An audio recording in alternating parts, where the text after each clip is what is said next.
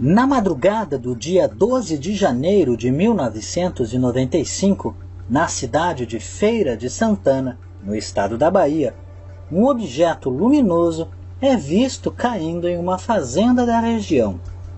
Testemunhas dizem que o objeto caía verticalmente, emitindo luzes que variavam entre o verde e o vermelho, e que em seguida um grande blackout atingiu a região. Beto, o dono da fazenda em que caiu o objeto, o encontrou em uma lagoa próxima. Ele o descreveu como metálico do tamanho de um fusca, porém em formato oval. O objeto ainda refletia o ambiente em volta, como uma forma de camuflagem. Chegando mais perto, ele nota uma escotilha se abrir, e de lá sair uma gosma, que ele não soube identificar o que era. Pela mesma escotilha, saiu também um ser peludo e com garras, que agonizava. Beto diz que ele lembrava muito um bicho preguiça. Em seguida, ele encontrou um outro ser dentro do objeto. Este já estava morto. Parecia uma criança, mas com traços bem estranhos, revelando sua natureza não humana. Ele retirou os dois seres do objeto e os levou para dentro de casa. Pouco tempo depois, já cerca de 5:30 da manhã, testemunhas observam um comboio do exército circulando a região. Um militar que não quis se identificar e que participou desta operação, anos depois, enviou uma carta para os pesquisadores Alberto Romero, do GEPAS, e Emanuel Paranhos, da CEUF, e detalha tudo o que realmente aconteceu. Segundo ele, o comboio de 3 caminhões saiu do 35º Batalhão de Infantaria em direção à região da queda do objeto. A princípio, nenhum dos soldados sabia do que se tratava. Chegando no local, os soldados imaginaram que havia sido um chamado falso, já que não havia fumaça ou sinal de destroços da queda de um avião. Mesmo assim, o comboio parou na fazenda de Beto e foram direto para a residência da fazenda. Chegando lá, o comandante tomou a frente. Bateu na porta da casa, porém ninguém atendeu. Aparentemente, parecia fechada. Mas foi após algum tempo que apareceu um funcionário da fazenda. O comandante teve um diálogo ríspido com o funcionário e, em seguida, chamou alguns soldados para vasculharem a casa.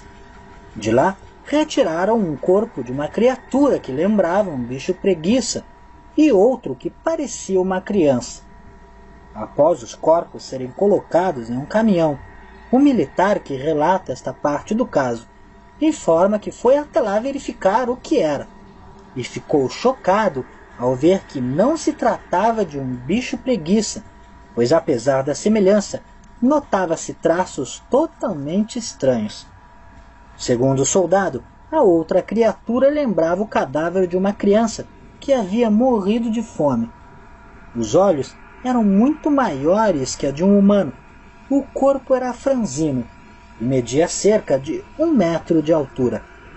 Em seguida, o soldado foi chamado para vasculhar uma lagoa próxima, e lá encontraram o objeto metálico que Beto havia anteriormente encontrado também.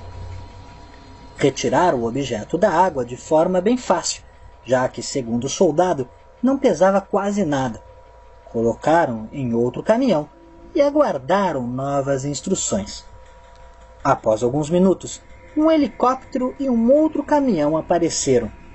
Alguns agentes desceram do caminhão, e pelo pouco que o soldado conseguiu captar da conversa, eles eram do Serviço Secreto da Marinha.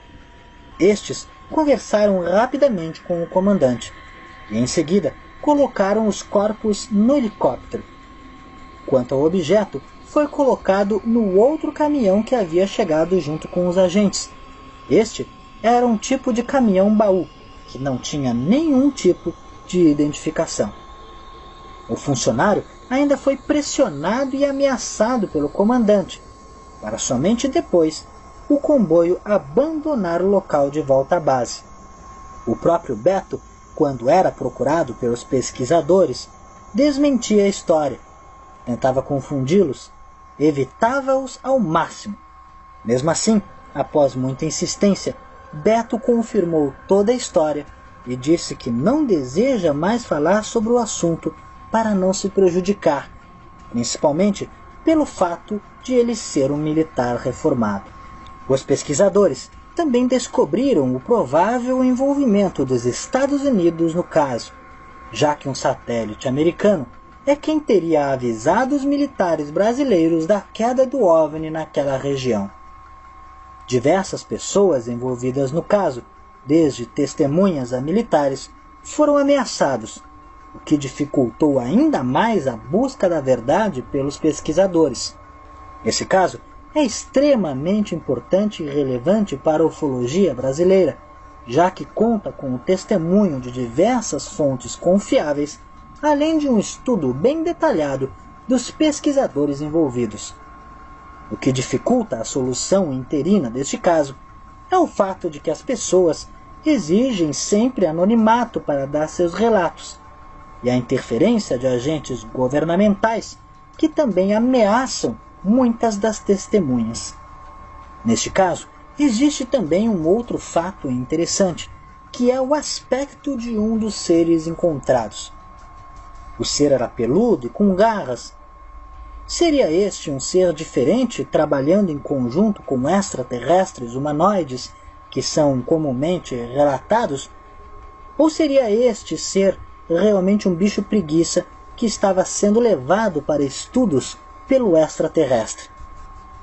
E você, o que acha? Não deixe de comentar. Se gostou, clique em gostei. Não esqueça de se inscrever no canal e curtir a nossa página no Facebook.